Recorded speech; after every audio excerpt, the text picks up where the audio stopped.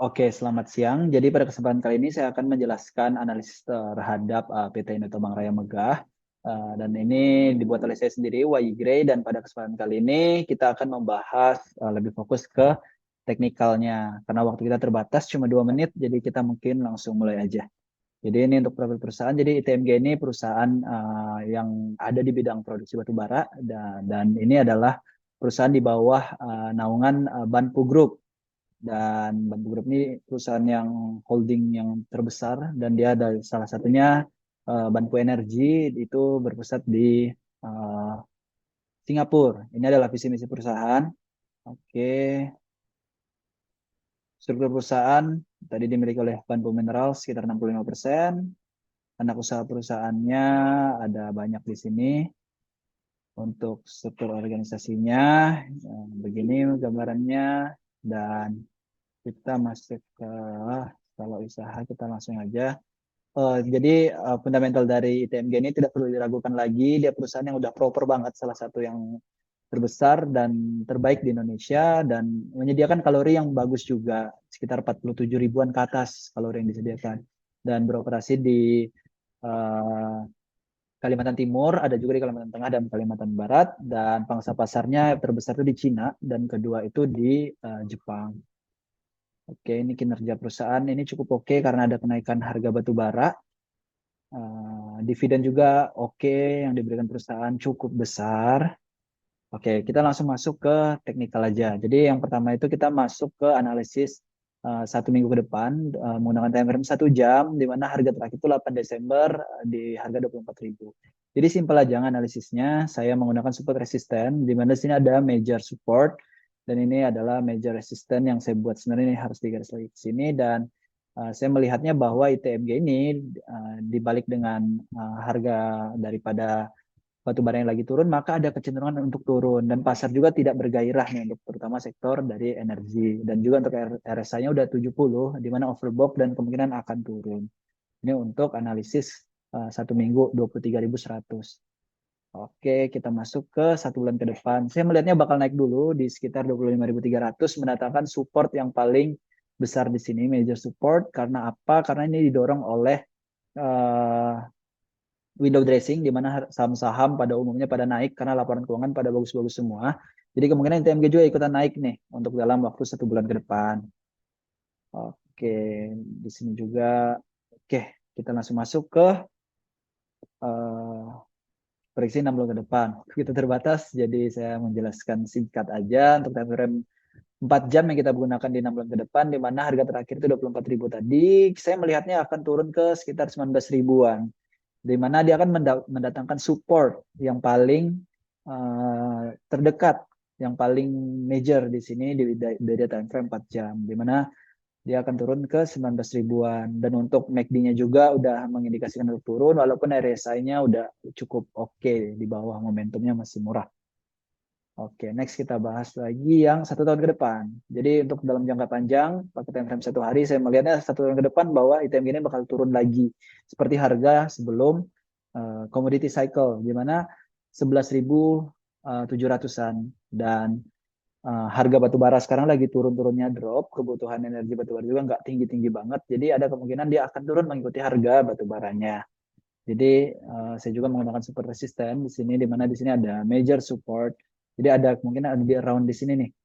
Nah, jadi itu aja sih untuk pembahasan tentang ITMJ. Mungkin sekian dari saya. Jika ada kesalahan kata atau salah pengucapan, saya mohon maaf.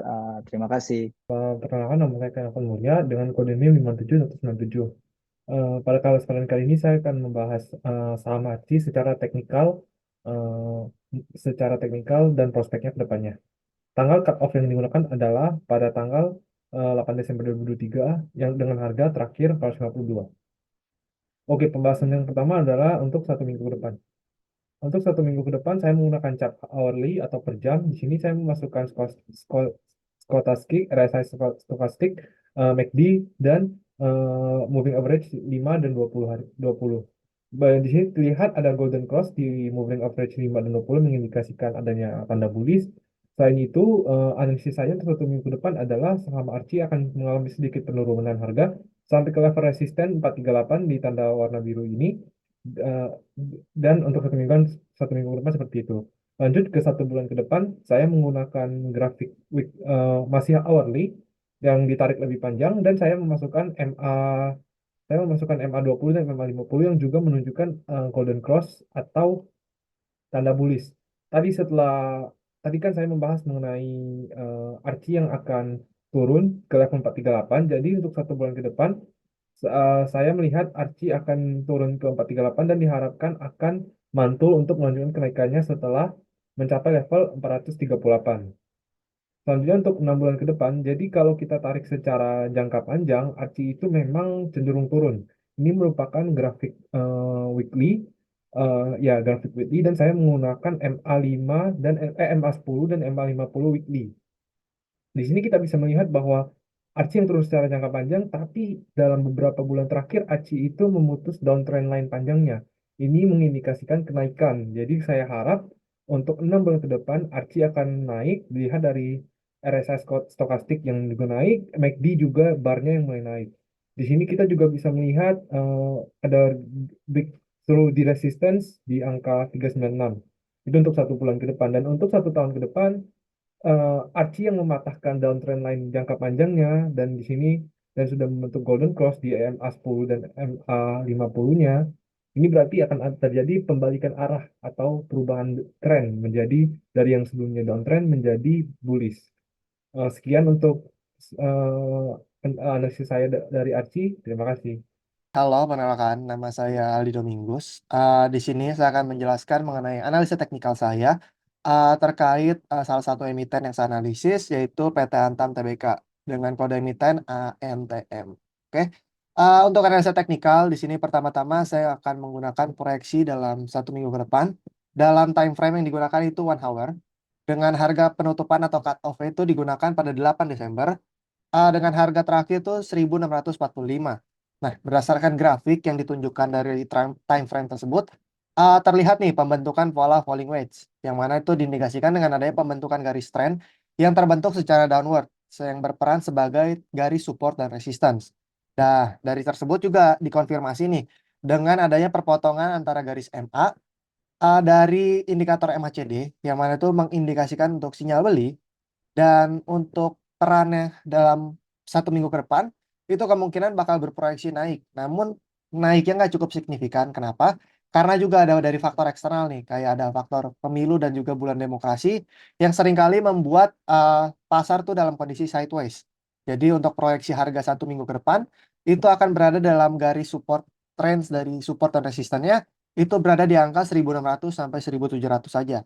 Nah, tapi kalau kita tarik dari time frame untuk 1 bulan ke depan dengan time frame yang digunakan itu 1 day, berdasarkan harga yang sama, di sini tuh terlihat nih bahwa gerakan tren terjadi penurunan harga, yaitu terjadi penurunan tren yaitu bearish. Nah, tapi kalau kita lihat lebih detail dalam indikator MACD, itu terjadi yang namanya divergent, yang mana tuh dari harga, candle harga mengalami trennya itu bearish, tapi dari MACD itu mulai mengalami kenaikan atau menuju ke bullish. Jadi di sini tuh terjadi divergen yang mana mengindikasikan bahwasannya akan terjadi kenaikan harga, tapi kenaikannya itu bisa dibilang nggak cukup signifikan. Kenapa? Karena dari indikator RSI terlihat bahwasannya saham Antam di sini tuh berada dalam posisi overbuy, yang mana tuh harganya masih berada, relativitasnya itu masih cukup tinggi. Jadi untuk kenaikannya itu nggak cukup tinggi karena relativitasnya untuk naik itu tidak cukup kuat. Nah, jadi untuk proyeksi dalam 1 bulan ke depan itu range-nya bakal bisa mencapai 1765 sampai 1810 seperti itu. Nah, next-nya untuk time frame lebih luas, jangka panjang dalam 6 bulan, itu digunakan dalam 1 day dengan harga penutupan yang sama. Kalau kita persempit untuk analisa teknikalnya dan diperluas untuk analisa yang dilihat, itu bisa dilihat di sini terlihat pembentukan adanya descending triangle, yang mana itu bisa mengindikasikan adanya pola reversal untuk kenaikan harga. Nah, di sini tuh untuk penetapan harganya dari garis putih ini tuh didasarkan pada hasil backtest, yang mana itu dari backtest itu mengindikasikan garis support dan resisten yang cukup kuat. Nah, bisa dilihat di sini um, untuk penetapannya itu bisa dibilang garis support resistannya udah cukup valid untuk menggambarkan garis support dan resisten dalam pergerakan harganya. Nah, di sini tuh untuk proyeksi dalam 6 bulan ke depan, jika mendukung dengan sentimen market dan juga pergerakan harganya itu bisa diprediksikan mencapai 2.380 sampai 2.810 untuk periode 6 bulan ke depan. Nah, untuk lebih jauhnya lagi dalam 1 tahun ke depan, dengan time frame yang digunakan 1 week, dengan harga yang sama, didasarkan itu pembentukannya juga serupa dengan pembentukan ada descending triangle, yang mana itu udah mulai terjadi pembentukannya sejak awal tahun 2021. Nah, di sini tuh mengindikasikan akan terjadi reversal, yang mana tuh berdasarkan analisa dari indikator MACD tuh pergerakannya udah cukup sejalan untuk mengindikasikan pergerakan harganya. Nah, dan juga untuk dari indikator RSI bisa kita lihat nih, bahwasannya saham Antam tuh berada dalam posisi oversold. Jadi di situ tuh untuk proyeksi harga dalam 1 tahun ke depan kemungkinan besar Antam akan mencapai nilai wajar ya atau nilai tertingginya yang bisa mencapai 3.190 sampai 3.900 untuk proyeksi 1 tahun ke depan. Hal tersebut juga bisa dinilai valid kalau nanti sentimen-sentimen pasar dan juga segala kebutuhan market, supply demand-nya terkait emas itu bisa meningkat, yang tentu bakal berproyeksi positif terhadap kenaikan nilai saham untuk Antam. Nah, untuk penutup, mungkin ini sebagai disclaimer untuk analisa teknikal, tidak untuk menggariskan sinyal beli ataupun sinyal jual dalam investasi. Sekian untuk presentasi atau analisa yang saya sampaikan. Terima kasih.